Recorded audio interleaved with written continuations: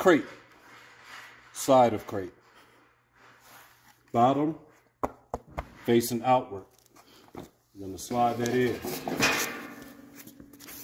We're going to lift up a little bit just so this other end rests on this foundation here, just on the other side. I'm going to grab this. This is going to be facing inward. And I'm keeping these at the top, just my personal perfect fit to me. I'm just going to hold it up so we don't lock in yet. And then we're going to get in, bring it down, and voila. These pieces are pretty locked in, don't go anywhere, but we're still going to strap them in.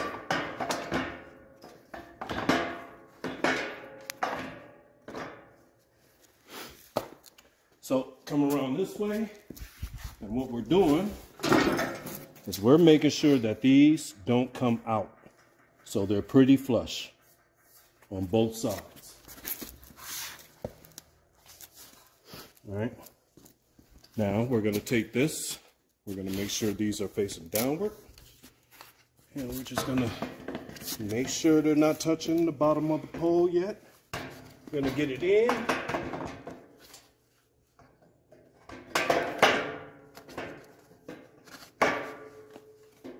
Yep.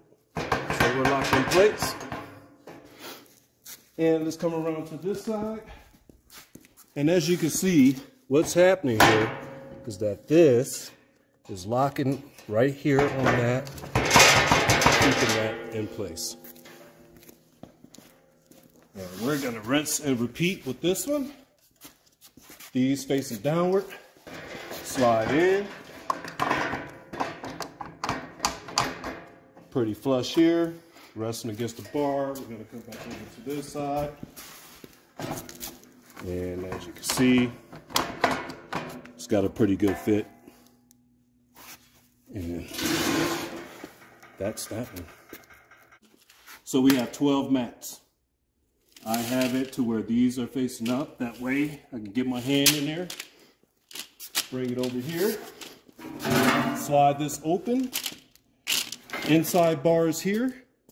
So I have from this inside bar to here. Oh, wait a minute. Watch your hands.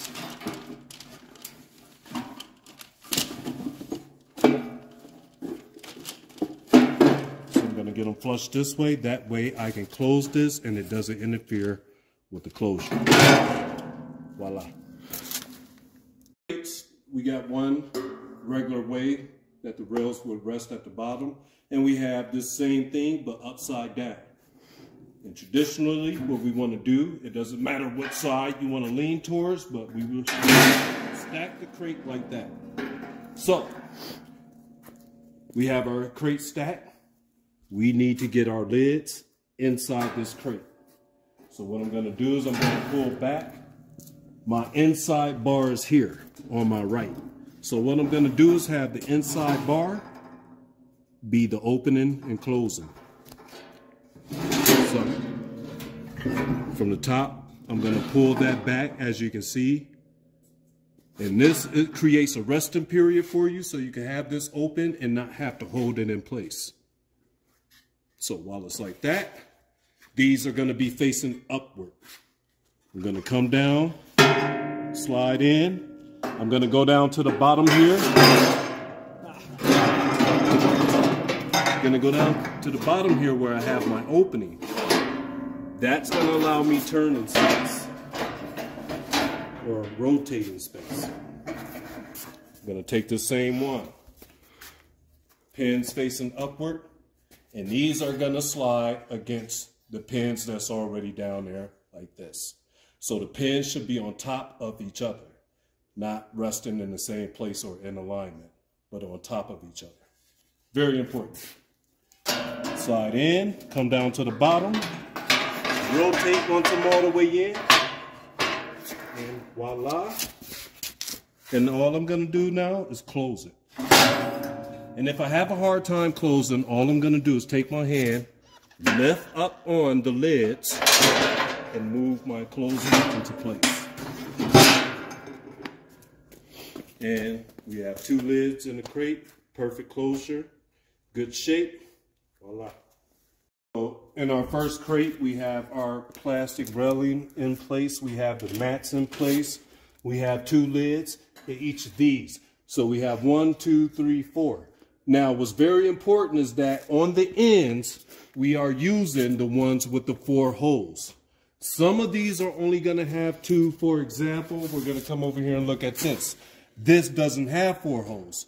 So therefore, we can't put a lid on this. Therefore, this cannot be at the end of the cubes. Okay, what do I do with the top plate? I put an extra top plate in there, right? Yes, you can put an extra top plate in here. These will actually fit 3. So I showed you how to do 2. Just put 1 more in place with the same system and you're good. All right. So what we want to make sure again is that on the end of our cubes, we have the proper crates in place that contain the 4 openings. Mastery 102. Now, we need to band this 2 ways. And that's going to be top and bottom and the sides. But right now we're going to do the bottom. I'm going to use this broom as a push. So I'm going to take my ratchet strap hook and I'm just going to feed this through, and we want to get down and make sure we're following in the straight line. So usually what I do is I come to the either opening on the right or the left. This is a center bar. Opening here on the right, opening here on the left, but I'm on the left, so let's just go ahead and give her a push through, and then we're gonna meet it at the other end. The push through is complete. Move the hook, bring that up.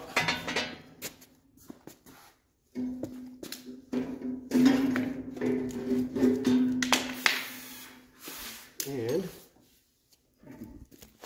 I'm going to kind of take a peek, make sure our ratchet strap is kind of flush. All right, so we have our cube together. We got the ratchet in place. And what I'm doing is I'm going to make sure that this ratchet is in a good position as far as having,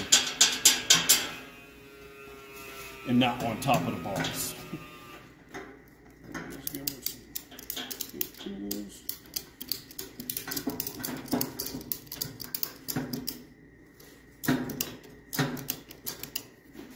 All right. Now, yep, and then we go put our lids on. And hold on, before we even go any further, one thing you'll notice, let's remove these really quick. And come this way. So we want to make sure that these are lined up pretty good. Very important, because these are going to be stacked. And we don't want to have these off center in any type of way. We want to make sure that the stack is secure.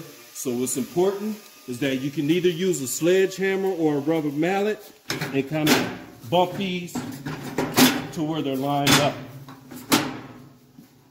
before you put your final.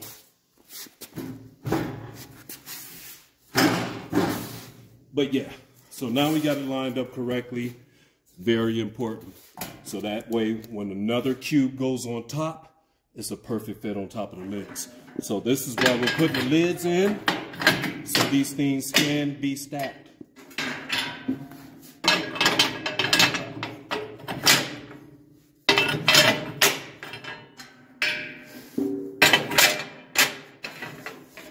Voila. Okay, so we already completed the top with the lids on.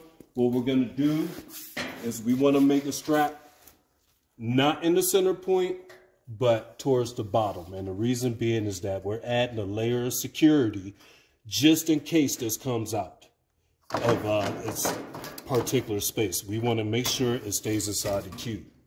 And if we have anything resting at the top, such as this scenario, we will also want to provide another strap just to keep these things in place. Okay.